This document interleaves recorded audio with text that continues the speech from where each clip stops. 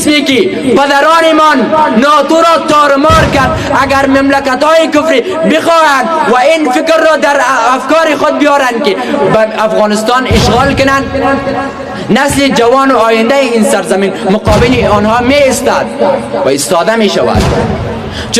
في سجن طاغية لنا أخوات، فلمثل هذا تذرف العبرات، ويحل في قلب الصدوق هشاشة. آزادی یک نعمت عظیم الشان از طرف الله جل جلاله است که به دست هر کس به آسانی نمی رسد.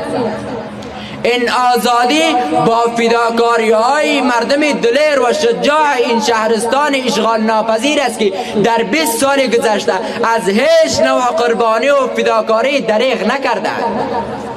حتی اینکه از یک خانه 10 الی 12 شهید داد ملت ما و این آزادی را به دست آوردند.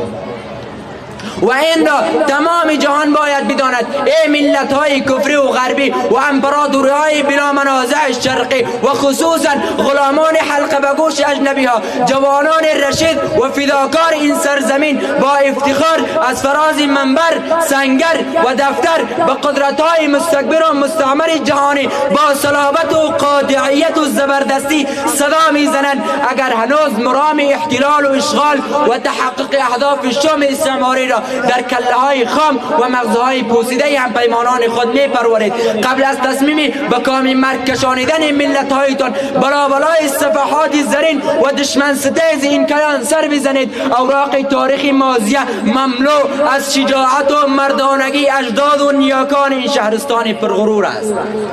بقای توپ و تانگ و طیاره های بی سرنشین و افراز جنگی قصه ناتمامی از تاریخ ایشان است. در این خاک از اسکندر مقدونی تا شکست انگریز و چنگیز و امپراتوری بریتانیا الی شکست روس برخی عظیمی از تاریخ این مملکت می باشد و قصه شکست مفزحانه قشون سرخ شوروی را در سده 1989 میلادی از زبان جنرال شکست خورده روسی دریابید. همان وعده های دلچسب الله پاک پی هم به تحقق می رسد. ان تنصر الله ینصرکم. و به خاک آلوده شدن پوز شیطان مکار و دهشتگر بزرگ و متحدین غدار و غلامان حلقه به گوشش را در قرن 2021 از زبان طفل خردسال و شجاع افغانستانی بجوی.